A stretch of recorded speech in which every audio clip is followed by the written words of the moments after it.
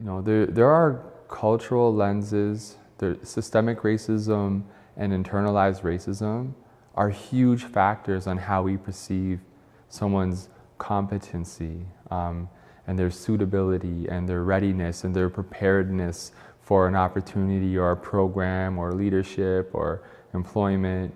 And I think that I really still haven't seen enough critical thought in how cultural competency of people who are in leadership roles and program design and evaluation and all that, their cultural competency is overlaying and related to how we perceive and design for assessing and also developing competency in young people. And I think that's there's a lot of opportunity to make what we do much more effective by connecting those two. Because there's a number of external issues that come into play in terms of an environmental and perspective that have actually impacted or allowed the young person to get that job. It's not no amount of training, skills development. I'll give you an example. Education is the one we'll focus on because that's our focus. We run a homework club, and as a result of our homework club, a young person has now gotten a credit in a course that they initially were failing in. That sounds like a really logical conclusion, right? There's seemingly some kind of correlation there, but it's actually not true when you actually look at it below the surface level. Here's what happened.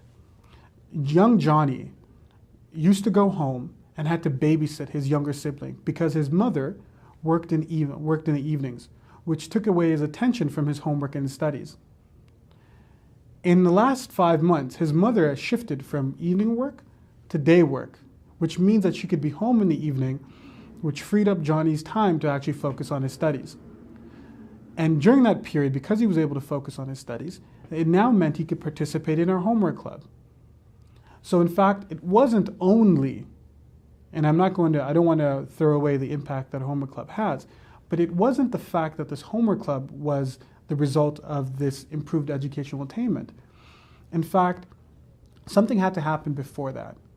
There had to be a change in his environmental existence, his reality, right, his home, that allowed him to actually flourish or thrive, right? So it's one of these things where when there are all these programs that have rich data and have some really, really strong outcomes that are seemingly, really exciting, but they don't capture the whole picture, right? Which goes back to our focus on thoughtful program design. Okay, so yeah, I guess when it comes to feeling, the first thing that comes to mind is this big buzzword about mental health, right? And I think that's something that is talked about in the schools as well, talking about body image, self-esteem, confidence, and all those kind of things, and all related to mental health and depression, all those things. So I think feeling is a really, really important part of an individual's well-being, because they're going to feel good about themselves or feel bad about themselves. And how we teach them or how we mentor them to learn how to tackle those moments, because we're all going to feel bad at some point. But it's how we overcome that feeling bad that makes us feel good in the long term. So I think the things that we do in this program really revolve around building self-esteem. It really revolve around, learning how to eat well and learning how to exercise, because those physical components can help your mental health.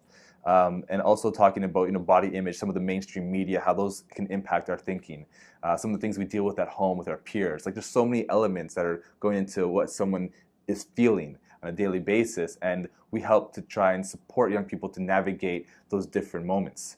And I think having a strong peer network, having strong allies who are adults, having some good workshops or training that are being provided by experts in the field or other organizations, putting people in positions where they can, challenge themselves, say, to do something they've never done before. And a lot of times when young people volunteer at an event or they volunteer in a program, like, wow, I didn't know I could do this. I didn't know that I was able to handle this kind of responsibility. And that creates a better self-esteem for them, right? And that helps them create a better perspective of themselves. So when they look in the mirror, what they see is something that is full of potential, that's full of beauty and inner beauty. So I think those are what the feeling's all about. And I think a lot of our programs are revolving around that.